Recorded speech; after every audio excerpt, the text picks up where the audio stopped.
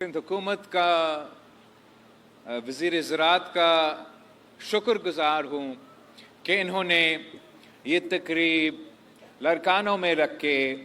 मुझे ये मौका दिया कि मैं अपने अवाम के पास आऊँ और ख़ुद अपने हाथों से ये इनकलाबी प्रोग्राम का इफ्तिताह करूँ। जैसे कि आपको मालूम है कि पाकिस्तान पीपल्स पार्टी हमेशा से ये समझती है कि किसान खुशहाल तो मुल्क खुशहाल, और कुछ सालों से बतौर इस हुकूमत का एक साथी, एक पॉलिटिकल पार्टी, हमारे लिए मुश्किल होता जा रहा था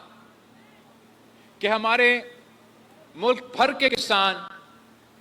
परेशान थे कि पाकिस्तान की जो ज़राए मईशत है उसको मुसलसल नुकसान पहुंचाया जा रहा था, और वो नुकसान हमारा हारी को, हमारा किसान को, चाहे वो लड़कानों को हो या पंजाब का वसेब का हो, उनको उठाना पड़ रहा था। जो सबसे भरकर हमारे लिए हुकूमत का जो मुश्किल फैसला था,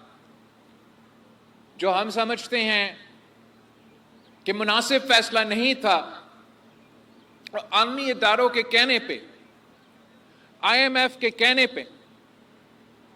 इन्होंने सूबाई हुकूमतें के हाथ बांधे कि आप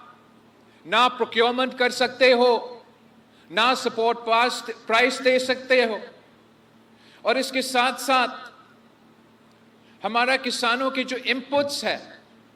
चाहे वो DAP हो, चाहे वो यूरिया हो, चाहे वो आपके बिजली के बिल हो, उसमें इजाफा होता जा रहा था। और ओवरऑल ना सिर्फ हमारा ज़राए मईशत को इन फैसलों की वजह से नुकसान पहुंच रहा था, मगर पूरा मुल्क का मईशत को एक बहुत बड़ा झटका इससे लगा। मुझे याद है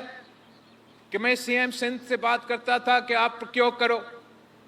तो CM सिंध कहता था कि एक तरफ से IMF की पाबंदी है, दूसरी तरफ से इंटरम हुकूमत ने बाहर से गंदम मंगवा के बैरून मुल्क किसानों को पाकिस्तान का टैक्स का पैसा पहुंचा के हमारे यहाँ जो है वो सरप्लस हो गया है। तो मैं CM साहब से कहता था कि आपके पास सरप्लस होगा, गजा के अवाम के लिए जरूरत है, आप सिंध के किसानों से खरीद के वहां तो पहुंचा दे। मगर क्या करें, इस किस्म के बैनुल-अक़वामी सतह पे मुआहदे किए गए थे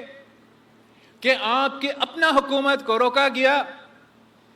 आपके अपने हुकूमतों को के हाथ बांधे गए कि वो आपका मदद ना कर सके। मगर मैं इस बात पे वज़ीर आज़म साहब का बहुत शुक्रगुजार हूं कि जब इस दफा पाकिस्तान में सैलाब आए और पाकिस्तान पीपल्स पार्टी की तरफ से, मेरी तरफ से ये मुतालबा आया कि मुल्क भर में मौसमी तब्दीली के हवाले से एक इमरजेंसी लगाया जाए